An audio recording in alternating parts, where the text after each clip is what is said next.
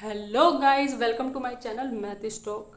जैसा कि आप लोगों को पता है कि आज हम अपने फर्स्ट चैप्टर नंबर सेट्स का सेकंड टॉपिक शुरू करने जा रहे हैं। कल हमने इस चैप्टर का फर्स्ट टॉपिक कवर किया था, जिसके अंदर हमने सेट आइडेंटिटीज पढ़ी थी। जिस किसी ने भी अभी वो लेक्चर नहीं देखा है, ज़रूर आप उस लेक्चर को देखिए और कमेंट सेक्शन में मुझे ज़रूर बताइएगा कि आपको वो लेक्चर कैसे लगा। आज हम अपने फर्स्ट चैप्टर का ही सेकेंड टॉपिक कवर करेंगे, जो कि है सेट्स ऑफ नंबर्स। इनके अंदर हम ये देखेंगे कि अलग अलग नंबर्स के कौन कौन से सेट बनाए जाते हैं, ठीक है, और उन सेट्स के अंदर किस टाइप के नंबर आते हैं। तो हमारे पास सबसे पहले कुछ नोटेशंस हैं, उसके बाद हम वन बाय वन करके सेट्स को देखेंगे।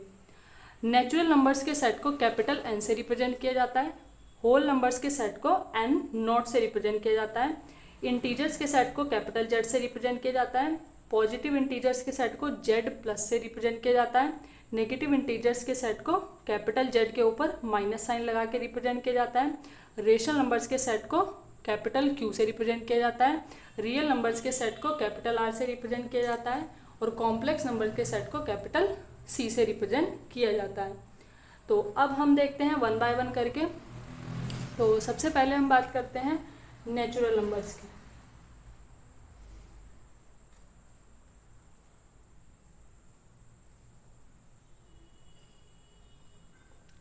नेचुरल नंबर्स क्या होते हैं? नेचुरल नंबर्स को काउंटिंग नंबर्स भी बोला जाता है। Counting numbers, counting numbers means जिनको हम काउंटिंग के लिए यूज करते हैं। 1, 2, 3 एंड अप टू सो। ठीक है, तो ये हमारे पास नेचुरल नंबर्स का सेट है। तो नेचुरल नंबर्स वही हैं जो काउंटिंग नंबर्स होते हैं, जैसे कि 1, 2, 3 और ये आपका अप टू सोन चलता रहेगा। मतलब हमें कोई ऐसा नंबर ये नहीं पता ये कहाँ पे एंड करेगा, है ना। काउंटिंग तो हमेशा हमें एक बड़ा नंबर मिलता रहेगा, तो इसलिए ये सेट हमेशा चलता रहेगा। तो काउंटिंग नंबर्स का जो सेट है वो हमारे पास नेचुरल नंबर्स का सेट बनता है, जिसको हम कैपिटल एन से रिप्रेजेंट करते हैं। सेकेंड सेट आ जाता है हमारे पास होल नंबर्स का।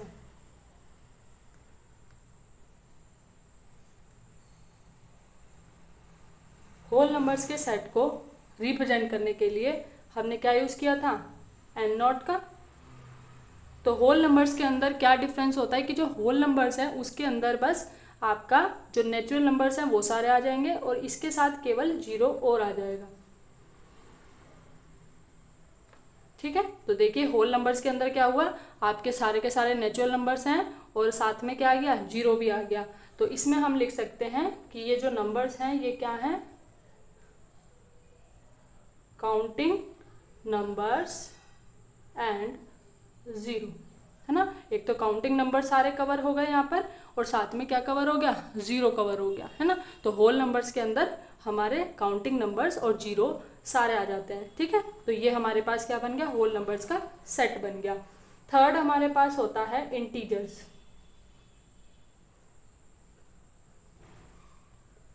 इंटीजर्स को क्या बोलते हैं हम? कैसे रिप्रेजेंट करते हैं? जेड से।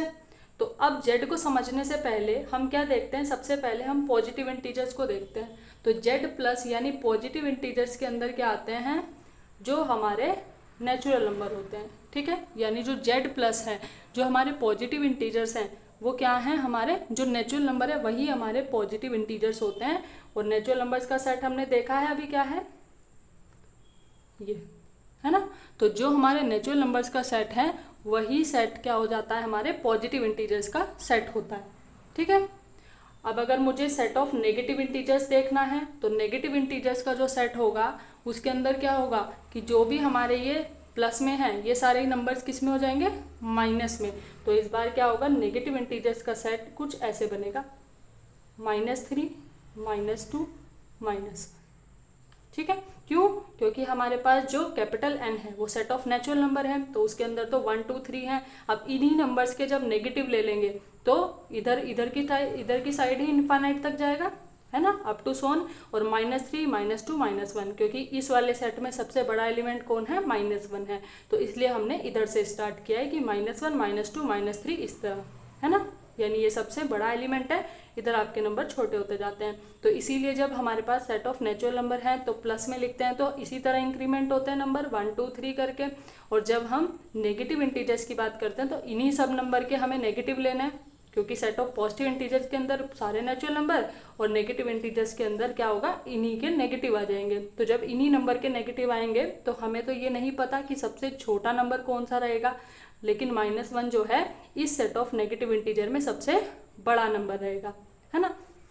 चलिए अब अगर मैं बात करूं इंटीजर की, यानी जेड पॉजिटिव इंटीजर्स की बात कर ली और नेगेटिव इंटीजर्स की बात कर ली, तो जब हम कैपिटल जेड की बात करते हैं यानी कि सेट ऑफ इंटीजर्स की बात करते हैं तो ये क्या होता है हमारा जेड प्लस यानी पॉजिटिव इंटीजर्स का सेट यूनियन हमारे पास जेड माइनस नेगेटिव इंटीजर्स का सेट और यूनियन सिंगलटन सेट 0।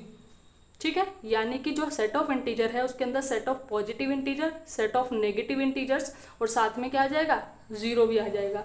मीन्स हम इस सेट को ऐसे लिख सकते हैं,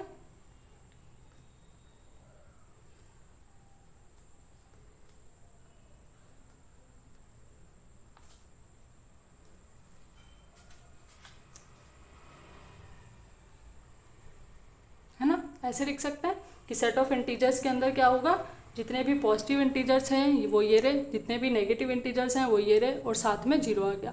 तो ये जो पूरा सेट है ये हमारे पास बन जाता है सेट ऑफ इंटीजर्स जेड, जिसको हम कैपिटल जेड से रिप्रेजेंट करते हैं।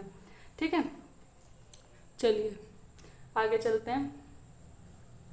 फोर्थ हमारे पास क्या होगा, हमने होल नंबर्स पढ़ लिए, इंटीजर्स पढ़ लिए, अब हम आ जाते हैं रेशनल नंबर्स पे। रेशनल नंबर्स, ठीक है। तो रेशनल नंबर्स क्या होते हैं, रेशनल नंबर थोड़े से अलग होते हैं। रेशनल नंबर के लिए हम सबसे पहले एक स्टेटमेंट लिखते हैं कि रेशनल नंबर रिपीटिंग और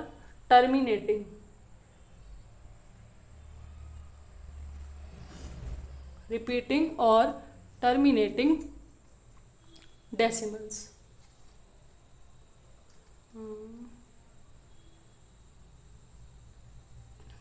है ना।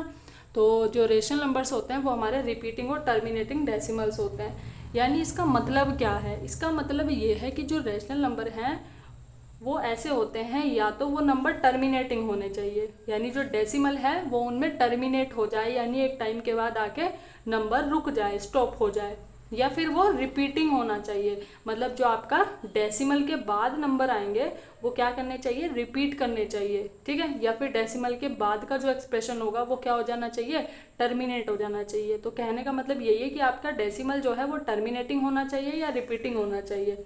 ठीक है, तो इस सेट को लिखने का तरीका क्या है कि इस सेट के अंदर हमारे वो एलिमेंट आएंगे x such that x equal to a/b, यानी a/b टाइप के एलिमेंट आएंगे एंड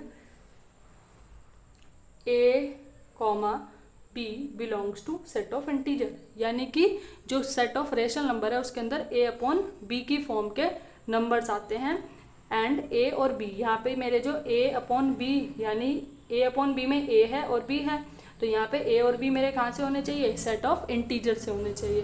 अब यहाँ पे बात आती है कि सेट ऑफ इंटीजर्स के अंदर तो 0 भी आता है, ये हमने देखा था, अभी 0 भी है सेट ऑफ इंटीजर में, लेकिन अगर ये b 0 हो गया तो गड़बड़ हो सकता है। क्यों, क्योंकि अगर किसी भी नंबर के अपॉन में 0 आ जाता है तो उसकी वैल्यू इनफाइनाइट हो जाती है, मीन्स डिफाइन नहीं होती। तो इसीलिए हमें यहाँ पे एक कंडीशन और ऐड करनी पड़ती है। क्या कंडीशन ऐड करते हैं हम कि एंड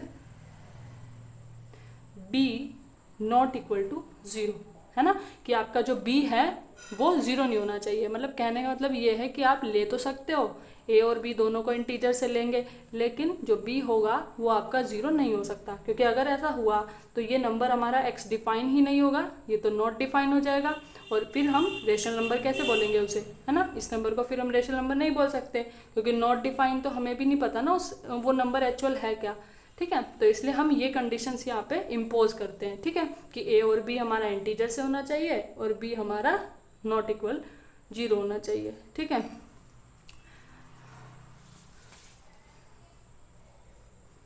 चलिए हमारे पास नेक्स्ट आ जाता है fifth.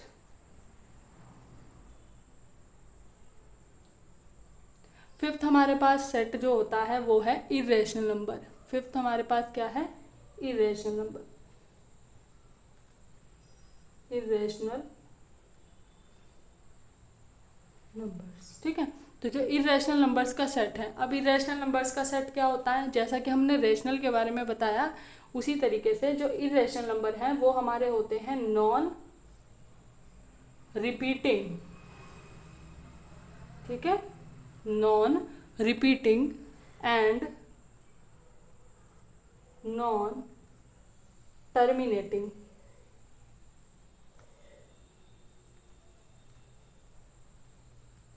Non repeating and non terminating decimals, ठीक है। Non repeating and non terminating decimals का मतलब क्या है कि जब इनका डेसिमल वाला एक्सप्रेशन जो होता है वो नॉन रिपीटिंग होना चाहिए, मीन डेसिमल के बाद जो डिजिट्स आ रही हैं वो कभी भी रिपीट नहीं करेंगी, वो चलती रहेंगी, ठीक है। मतलब अलग अलग डिजिट आती रहेगी, ऐसा नहीं होगा कि रिपीटिशन होना शुरू हो गया हो, ऐसा नहीं हो सकता इनमें। और नॉन टर्मिनेटिंग का मतलब ये है कि टर्मिनेटिंग नहीं होगा, यानी कि डेसिमल के बाद का जो एक्सप्रेशन होगा, डेसिमल के बाद जो नंबर आएंगे उसमें क्या होना चाहिए? नंबर चलते जाने चाहिए, ऐसा नहीं है कि वो टर्मिनेट हो जाए, ठीक है। तो जैसे कि हम यहाँ पे कंसिडर कर सकते हैं, अगर मैं यहाँ पे लूँ 1/2, है ना, अगर मैं यहाँ पे क्या ले लूँ 1/2 ले लूँ, तो 1/2 में क्या होगा? जब हम 2 से 1 को डिवाइड करेंगे तो वैल्यू क्या आ जाएगी? 0.5 आ जाएगी। लेकिन 0.5 में देखिए ये जो डेसिमल एक्सप्रेशन होगा 0.5, इसमें क्या होगा?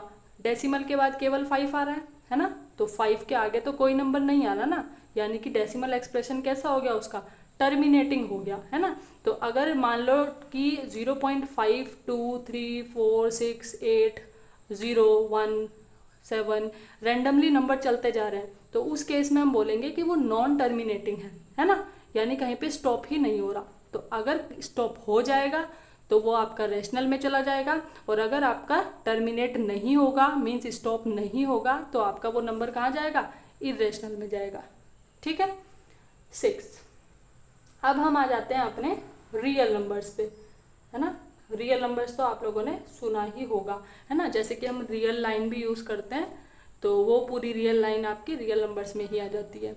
तो अगर हम रियल लाइन्स तो हमने सबने पढ़ी ही है कि रियल लाइन पे जो नंबर्स होते हैं वो सारे रियल नंबर्स होते हैं, ठीक है। लेकिन यहाँ हम अलग डेफिनेशन देख रहे हैं कि union of rational and irrational, union of rational and irrational numbers, है ना। यानी कि यहाँ पे हमने क्या किया कि जो रेशनल और इरेशनल नंबर्स का जो यूनियन है वो क्या होता है? रियल नंबर्स होता है, ठीक है। तो देखिए यहाँ पे हमने रियल नंबर्स को कैपिटल आर लिया था, ठीक है। अब यहाँ पे रेशनल नंबर का तो मैंने आपको नोटेशन बताया था, कैपिटल क्यू होता है, लेकिन इरेशनल नंबर का रह गया था।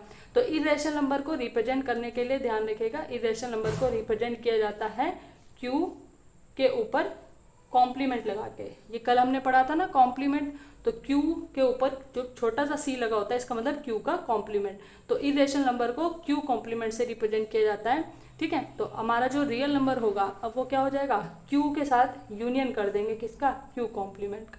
तो ये हमारे पास क्या बन जाएगा? सेट ऑफ रियल नंबर, ठीक है। तो जब हमारे पास रेशनल भी आ जाएंगे और इरेशनल भी आ जाएंगे तो सारे नंबर मिला के रियल नंबर्स बन जाएंगे। इसीलिए हम बोलते हैं कि मान लो आपके पास ये रियल लाइन है, यहाँ पे 0 है, यहाँ 1 है, यहाँ 2 है, यहाँ 3 है, यहाँ 4 है, इसी तरह इधर -1, -2, -3, -4, है ना, इधर आपके ये नंबर चलते जा रहे हैं। तो जब हम एक रियल लाइन में देख रहे हैं तो इसमें क्या होता है कि हमारे पास जो नंबर हैं वो केवल यही नहीं है कि आपके 0, 1, 2, 3 दिख रहा है या फिर -1, -2, -3, -4 दिख रहा है तो यही नंबर्स हैं। इसमें क्या है? इनके बीच के भी नंबर हैं, यहाँ भी नंबर्स होंगे, है ना। 0 और 1 के बीच में बहुत सारे नंबर होंगे ऑब्वियसली, है ना। 1 और 2 के बीच में बहुत सारे होंगे। तो इस रियल लाइन में ध्यान रखिएगा केवल यही नंबर नहीं आते, हम मोटे मोटे तौर पे इन्हीं को दिखा देते हैं रियल लाइन पे, लेकिन ऐसा नहीं है। इनके बीच के भी जो नंबर है ना वो सारे हैं इसके अंदर, सारे इंक्लूडेड होते हैं, ठीक है। तो इसीलिए जो रियल नंबर्स का सेट है वो बहुत बड़ा सेट माना जाता है, क्योंकि इसके अंदर आपके बहुत सारे नंबर आते हैं, है ना, केवल यही नहीं है, इसके बीच के नंबर्स भी आ जाते हैं, ठीक है। बेसिकली इसको क्यू यूनियन क्यू कॉम्प्लीमेंट ही कहा जाता है। क्यों? क्योंकि इसके अंदर सारे रेशनल जितने भी आपके ऐसे होंगे जिनका डेसिमल एक्सप्रेशन टर्मिनेटिंग होगा, और कुछ नंबर आपको ऐसे भी मिलेंगे इनके बीच में जिनका डेसिमल एक्सप्रेशन नॉन टर्मिनेटिंग होगा, मीन्स जो नंबर कैसे होंगे, इरेशनल होंगे, है ना। तो हर टाइप का नंबर इसके अंदर इंक्लूड हो जाएगा, है ना। तो इसीलिए कैपिटल आर को हम एज अ यूनियन रिप्रेजेंट करते हैं क्यू का और क्यू कॉम्प्लीमेंट का, ठीक है।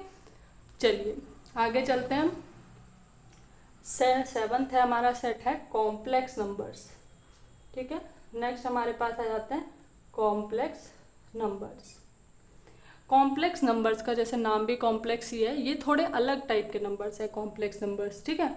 कॉम्प्लेक्स नंबर्स का जो रिप्रेजेंटेशन है वो कैपिटल सी है, और इसके अंदर जो नंबर आएंगे वो हमारे आते हैं एक्स प्लस आई वाई टाइप के, ठीक है, एक्स प्लस आई वाई टाइप के। अब यहाँ पे x जो है वो भी आपका रियल नंबर होगा एंड y जो होगा वो भी रियल नंबर होगा, मीन्स x और y दोनों कहाँ से आएंगे, रियल नंबर से। तो कैप में जो हमारे कॉम्प्लेक्स नंबर है वो हमेशा x प्लस आई वाई की फॉर्म में लिखा मिलेगा, जहाँ पे ये भी एक रियल नंबर होगा और i के साथ जो नंबर लिखा है वो भी आपका एक रियल नंबर ही होगा, ठीक है। अब यहाँ पे i को क्या बोला जाता है, where i is the imaginary unit, ठीक है। आई को क्या बोला जाता है, इमेजिनरी यूनिट बोला जाता है, ठीक है, इमेजिनरी नंबर बोला जाता है, इमेजिनरी यूनिट बोला जाता है। तो x प्लस आई वाई में ध्यान रखना, x और y हमारे रियल नंबर्स हैं और i जो है वो यहाँ पे इमेजिनरी नंबर बोल सकते हो या इमेजिनरी यूनिट बोल सकते हैं इसको, ठीक है। तो ये हमारे सारे सेट्स थे। अब हम लास्ट में देख लेते हैं कि हमें कंक्लूजन क्या मिला, ठीक है, इन सब से हमें कंक्लूजन क्या मिला। तो कंक्लूजन क्या मिला हमें ये कंक्लूजन मिला कि जो हमारे सेट ऑफ नेचुरल नंबर हैं वो प्रॉपर सबसेट होंगे इंटीजर्स के, ठीक है। जो हमारे सेट ऑफ नेचुरल नंबर है वो सारे हमारे इंटीजर्स में आ जाएंगे, ठीक है। और जो हमारा जेड है वो किसका प्रॉपर सबसेट होगा, क्यू का, है ना। क्यों? क्योंकि हमारे पास जितने भी सेट ऑफ इंटीजर्स के अंदर जितने भी नंबर आ रहे थे वो कैसे नंबर थे, -1, -2, 1, 2 या फिर 0। अब ये सारे नंबर हमेशा उस वाली प्रॉपर्टी को होल्ड कर देंगे P अपॉन क्यू वाली में, यानी A अपॉन B वाली प्रॉपर्टी में। तो A अपॉन B टाइप के हैं जहाँ पे A और B हमारे सेट ऑफ इंटीजर से बिलोंग करेंगे और B वहाँ पे नॉट इक्वल टू 0 होगा। तो यानी कि जो कैपिटल N है वो Z के अंदर कंटेन कर गया, कैपिटल Z जो है वो Q के अंदर कंटेन कर गया। अब जो Q है वो आपका कहाँ कंटेन कर जाएगा, कैपिटल R में, है ना। क्योंकि हमने यही बात की थी कि यहाँ पे सेट ऑफ रियल नंबर जो थे वो क्या थे, Q यूनियन Q कॉम्प्लीमेंट था। तो ये Q तो सारे आ ही जाएंगे इस R में, है ना। तो इसलिए Q जो है वो प्रॉपर सबसेट। अब प्रॉपर सबसेट इसलिए लगा रहे हैं क्योंकि Q कॉम्प्लीमेंट तो बाहर रह जाएगा ना, केवल Q ही तो आएगा, तो इसलिए इसको प्रॉपर सबसेट बोल सकते हैं, ठीक है। और R जो है वो सारे रियल नंबर हमारे कॉम्प्लेक्स नंबर में आ जाएंगे। अब ऐसा क्यों हुआ, अब देखो यहाँ पे जरा इस y क्या था, रियल नंबर। अब y को 0 करो, जैसे ही y 0 होगा तो x पूरा रियल नंबर बन जाएगा, और x पूरा रियल नंबर बना तो यानी कि जो रियल नंबर हैं वो सारे कॉम्प्लेक्स नंबर के अंदर आ जाएंगे, ठीक है। तो यानी कि y को जैसे ही हम 0 रखेंगे तो कॉम्प्लेक्स नंबर के अंदर सारे के सारे कैसे नंबर आ जाएंगे, ये इस वाले r की वजह से ये सारे रियल नंबर आ जाएंगे। तो इसका मतलब रियल नंबर्स का जो सेट है वो भी प्रॉपर सबसेट है कॉम्प्लेक्स नंबर के सेट का, ठीक है। तो यहाँ पे ये चैन बहुत ज़रूरी है। एक तो ये बनी हमारे पास, है ना। एक हम ऐसे देख सकते हैं कि हमारे पास जो Q कॉम्प्लीमेंट था, ठीक है, इसी के साथ हम ऐसे देख सकते हैं कि Q कॉम्प्लीमेंट जो था वो प्रॉपर सबसेट बनेगा R का, है ना। भाई ये भी तो प्रॉपर सबसेट ही होगा क्योंकि इसके अलावा Q आ रहे हैं यहाँ पर, तो यानी Q कॉम्प्लीमेंट इसका प्रॉपर सबसेट है। तो Q कॉम्प्लीमेंट R में आ गया और R फिर से किसका सबसेट है, कॉम्प्लेक्स नंबर का सबसेट है, ठीक है। तो एक चैन यहाँ से ये भी बन सकती है, ठीक है, समझ आया। तो आज के लेक्चर में हमने क्या पढ़ा, सारे के सारे सेट्स पढ़े, है ना, कि कितने कितने मतलब नेचुरल नंबर का सेट है, इंटीजर्स हैं, पॉजिटिव इंटीजर्स हैं, नेगेटिव इंटीजर्स हैं, रेशनल नंबर्स हैं, तो अलग अलग टाइप के हमने नंबर्स पढ़े, ठीक है। तो आई होप आपको समझ आया होगा। ठीक है, वीडियो कैसी लगी कमेंट सेक्शन में जरूर बताइएगा, और चैनल को लाइक शेयर और सब्सक्राइब करना मत भूलिएगा। ठीक है, कल मिलते हैं नेक्स्ट लेक्चर में। Okay, bye bye.